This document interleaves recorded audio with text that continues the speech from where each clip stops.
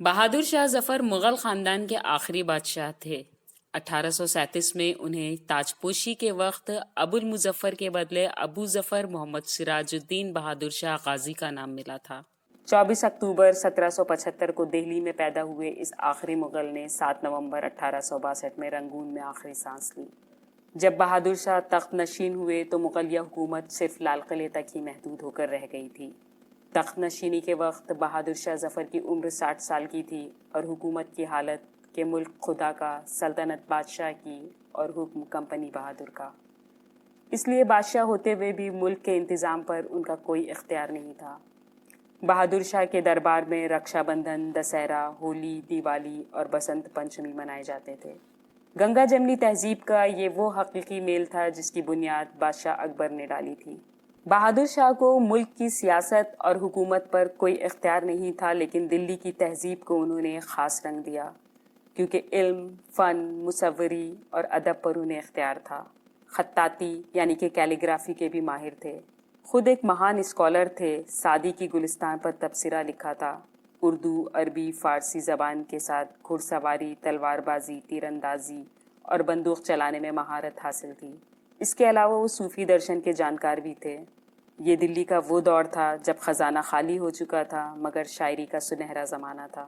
بہت ہی اعلیٰ شاعر دلی میں موجود تھے۔ ظفر تخلص کے ساتھ خود بہادر شاہ کی گنتی پائے کے شاعروں میں ہوتی تھی۔ بہادر شاہ کے پہلے استاد شاہ نصیر تھے، اس کے بعد ذوق ان کے استاد بنے اور ذوق کے انتقال کے بعد چند سال تک ظفر غالب کی شاگردی میں رہے۔ بہادر شاہ نے 87 برس کی عمر دراز پائی، مگر عمر رفتہ کا دردناک سفر بھی طے کیا۔ 1857 کی پہلی جنگ آزادی کے وقت بہادر شاہ ظفر 82 سال کے تھے، جب ان کے شہزادوں کا سر قلم کر انگریز تھال میں سجا کر تحفے کے طور پر ان کے سامنے لائے تھے۔ میجر ہڈسن نے ان کے چاروں شہزادوں مرزا غلام، مرزا خضر سلطان، مرزا ابو بکر اور مرزا عبداللہ کو پہلے قید کیا، پھر سر قلم کر دیا۔ یہ کٹے ہوئے سر ان باغیوں کے لیے پیغام تھے جو ہندوستان کی آزادی کی چاہ رکھتے تھے۔ اس کے بعد شہزادوں کے دھڑ کو کوتوالی کے سامنے اور کٹے ہوئے سروں کو خونی دروازے پر لٹکا دیا گیا۔ خود بہادر شاہ کو لال قلعے کے ایک چھوٹے سے کمرے میں قید کر دیا گیا تھا۔ انگریز سیلانیوں کے لیے وہ ایک تماشا بن گئے تھے۔ جو انگریز انہیں دیکھنے آتے تھے ان میں سے ایک نے بہادر شاہ کے بارے میں لکھا ہے، ایک کمزور بڈھا گندے کپڑوں میں ایک چارپائی پر بیٹھا رہتا تھا، اور جب کوئی انگریز اس کے پاس جاتا تو اپنا حقہ ایک طرف رکھ کر سلام کرتا اور کہتا، انہیں دیکھ کر بڑی خوشی ہوئی۔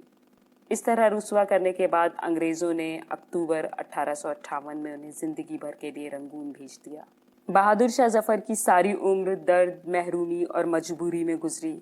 ان حالات کی تپش ان کے کلام میں نظر آتی ہے۔ یوں تو ظفر شہنشاہ ہند تھے، لیکن حکومت کے سارے اختیار انگریزوں نے چھین لیے تھے۔ اپنی مجبوریوں کا اظہار ظفر نے ان الفاظ میں کیا ہے، یا مجھے افسر شاہ نہ بنایا ہوتا، یا میرا تاج گدایا نہ بنایا ہوتا، خاکساری کے لیے گرچہ بنایا تھا مجھے، کاش خاک در جانا نہ بنایا ہوتا۔ نشائے عشق کا گر ظرف دیا تھا مجھ کو، عمر کا تنگ نہ پیمانہ بنایا ہوتا، روز معمورۂ دنیا میں خرابی ہے ظفر، ایسی بستی سے تو ویرانہ بنایا ہوتا۔ رنگون آنے کے بعد بھی وطن کی محبت میں اپنے قلم سے آزادی کی لڑائی کو انہوں نے جاری رکھا۔ اپنے کلام میں ظفر نے خود کو بدنصیب مانا ہے تو یہ حقیقت ہے۔ ظفر کی شاعری کا دور غالب کا زمانہ تھا۔ ظفر کے بعد ان کے کلام پر وہ کام نہیں ہوا جس کے وہ حقدار تھے۔ بعد میں یہ بھی ثابت ہوا کہ ظفر کا کلام ان کے استادوں کی دین نہیں، خود ان کے دکھی دل کی پکار تھی۔ بطور سپاہی بھی ظفر کو وہ رتبہ نہ مل سکا جو پہلے جنگ آزادی کے سپاہی کو ملنا چاہیے تھا، جس نے آزاد ہندوستان کے خواہش میں اپنا سب کچھ لٹا دیا تھا اور آخر وقت میں وطن سے اس کے پاس صرف بے بسی اور بے کسی کی وراثت بچی تھی۔ دنیا سے رخصت ہوتے وقت بھی جس کا غم تھا، کتنا ہے بد نصیب ظفر دفن کے لیے، 2 گز زمین بھی نہ ملی کوئے یار میں۔ شاعرنامہ کی اس محفل میں آپ کے ساتھ تھیں آپ کی میزبان سمینہ۔ دوستو، امید ہے کہ آپ کو ہماری یہ چھوٹی سی کوشش ضرور پسند آئی ہوگی۔ آپ سے بس اتنی سی گزارش ہے کہ ہمارے اس پروگرام کو لائک، شیئر اور سبسکرائب کرنا نہ بھولیں۔ ساتھ ہی بیل آئیکن ضرور دبائیں جس سے اپلوڈ ہونے والی ویڈیو آپ تک پہنچ سکے۔ بے حد شکریہ۔